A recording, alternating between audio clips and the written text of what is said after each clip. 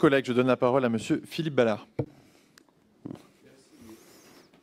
Merci, Président. Alors, je précise dans un souci, comme il est de coutume de le faire de transparence, que j'ai été journaliste pendant près de 40 ans dans les groupes Radio France, Bertelsmann et le groupe TF1.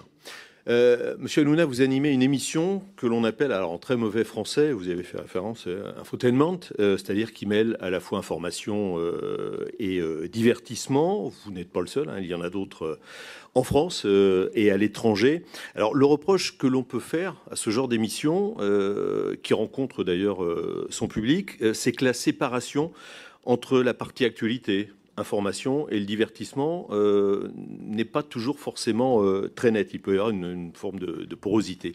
Alors d'où ma question, faudrait-il, selon vous, que le régulateur, en l'occurrence l'Arcom, impose à l'avenir une séparation plus nette, ou bien considérez-vous que c'est cette liberté de ton qui fait le succès de ce genre d'émission, mais peut aussi entraîner quelques dérapages? Merci. Merci. Je vous ai souvent regardé, donc... Merci, Monsieur le Président. Ma première question, en fait, rebondit sur ce que vous avez dit tout à l'heure, c'est-à-dire que vous semblez être critiqué parce que vous avez du succès. Est-ce que vous ne pensez pas aussi que tout ce buzz et tout ce qui nous réunit aujourd'hui et ce qui va donner lieu à une émission ce soir participe pas aussi indirectement à votre succès, au succès aussi de CNews, et indirectement tous ceux qui ont cherché à vous salir depuis plusieurs mois ne participent pas au final à votre succès?